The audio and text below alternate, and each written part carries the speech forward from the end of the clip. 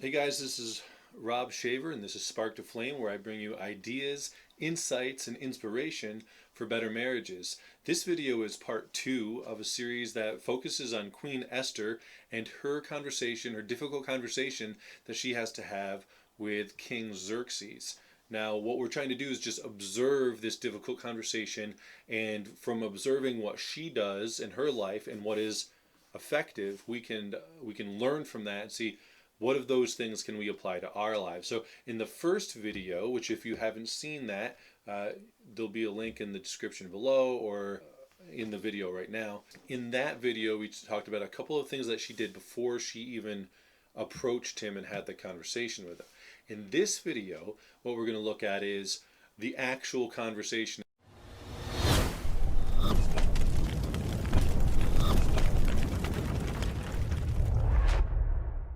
She endears herself to her husband, and this goes both ways, husband to wife, wife to husband. She presents herself. She shows up in the royal courts, and she's put on her nicest clothes, right? She knows that her king, her husband, is one who's very smitten with her and is a man who loves beautiful women, right? If you know the backstory behind this king, a beautiful woman is something that he really, really admires.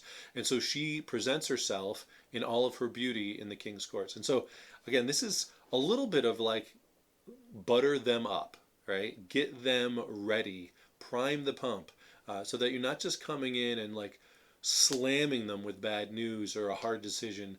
That you're setting the table to make this a better conversation. Now, this is not flattery and this is not manipulation. This is wisdom, right?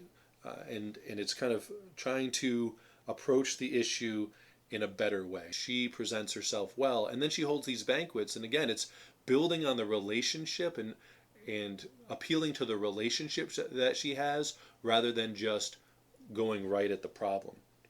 So that's the fourth thing she does that I think we can learn from is she eases into it. Now there's definitely a time and a place to just rip the band-aid off, proverbially speaking, but here she goes about more of a slow and concentrated effort. Again, I think there's a lot of wisdom in this. She's making an appeal to her relationship with the king rather than just coming right out and saying like, here's what I want. She asks for permission. Okay. So really kind of in her situation a necessary element. She couldn't approach him unless he said, okay, yeah, come and talk to me. And that was kind of the rule that existed then. But we can see that there is some value and worth to that. I mean, she follows the rule, she goes along with it. But then when she does get to actually talk to him, and he says, what do you want? Tell me anything up to half the kingdom you can have. She responds not by saying exactly what her request is, but kind of asking for further permission or letting him know what the conversation is going to be about. So I think in her case, if you're not going to just rip the band-aid off and you are going to kind of prolong or ease yourself into it, depending on how difficult your conversation is and how committed you are, then this is really a wise approach. Because what she's doing is she's saying, I need to talk to you about something important, right? She presents herself. She lets that be known. But then she says, let me have a banquet with you and Haman. And so that right there is letting the king know, I have something I need to talk to you about, and it involves Haman in some way. I think that there is a clear communication that's happening in her asking for the banquet and asking for the presence of this person.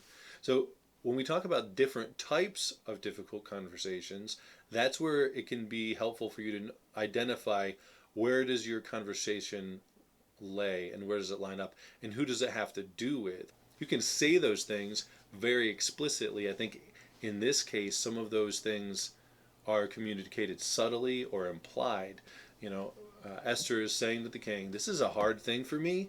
I have a request. He knows that she hasn't made the full request yet because he keeps asking her. And so she puts it off and says, well, let's just have some dinner. Let's invite Haman.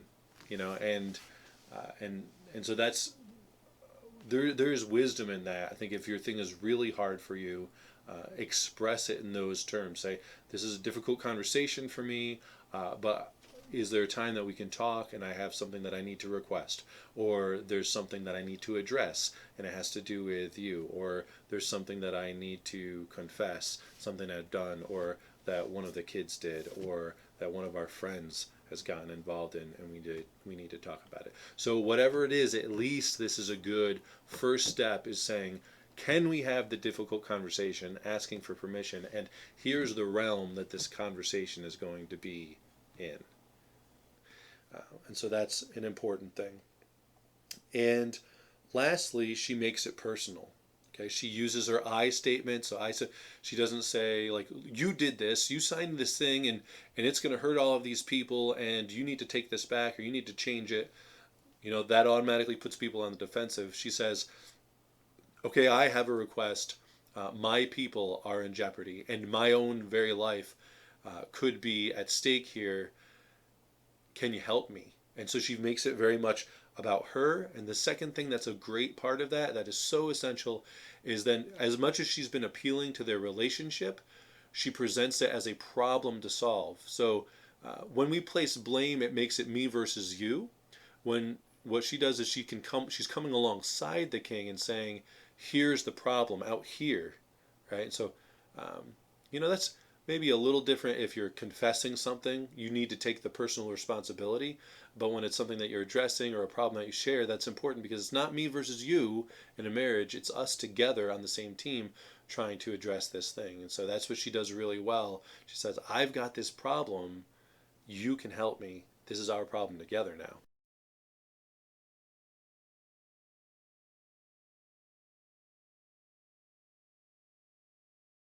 There's 4 ways that we can handle difficult conversations from Queen Esther. Obviously, this is not a story that was written in the Bible to teach us how to handle difficult conversations, but we can glean that wisdom from it, and it is a spark, and I hope that spark can turn to flames.